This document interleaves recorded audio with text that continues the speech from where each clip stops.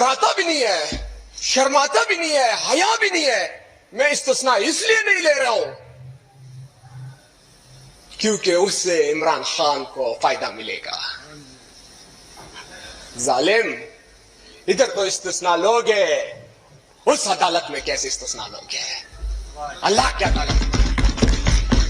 ऐसे दस्तूर को, सुबह बेनूर को मैं नहीं मानता, मैं नहीं जानता। जनाब स्पीकर, आईन का तो जनाजा निकाल चुके हैं, मगर मैं इन्हें यह कहना चाहता हूं कि ये मुझसे लिख के ले, ये आपके गले में फिट होगा और इंशाल्लाह ये आप लोगों ने अपने लिए खबर खो दी हुई है। प्रेसिडेंट जरदारी साहब, अल्लाह की शान देखो, मिस्टर 10%, उन्हें इस्तिस्ना दिया। किस बात पे इस्तिस्ना दिया? वो चोरी करे,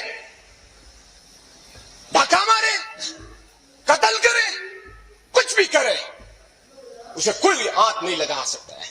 उसे इस्तिस्ना मिल गया, उसे इस्तिस्ना मिल गया,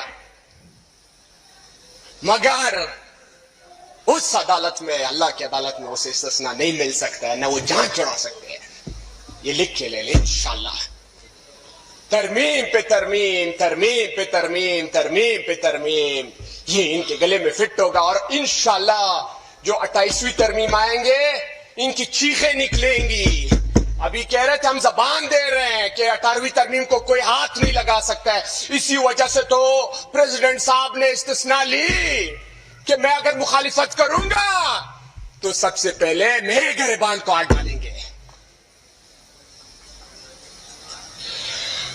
और पहले लोग डरते थे, परेशान होते थे, महंगाई आ गई, मुल्क में महंगाई आ गई, अब लोग डर रहे हैं, घबरा रहे हैं, तरमीम पे तरमीम आ रहे हैं। आप तरमीम में एक भी अवाम का फायदे की चीज बताए, एक भी चीज बताए, अवाम को क्या फायदा मिलने वाला है? इकोनॉमी बूस्ट होगी इससे। हंसो जितनी हंसना है, जितना हंसना है। ये अपना कबर आप लोगों ने खोदा हुआ है। पाकिस्तान के साथ जो जुल्म कर रहे हो, क्यों कर रहे हो, किस लिए कर रहे हो, किसके कहने पे कर रहे हो? इसका आप मुझे बता दें कि अवाम की भलाई के साथ किसी का तल्लक है, अवाम के मसाइल हल करने से इनका तल्लक है। उन्होंने कहा कि अभी तो 28वीं तरमीम आनी है, जिसने तुम सब लोगों की चीखें इनको आके रख देनी है, फिर तुम लोग जो है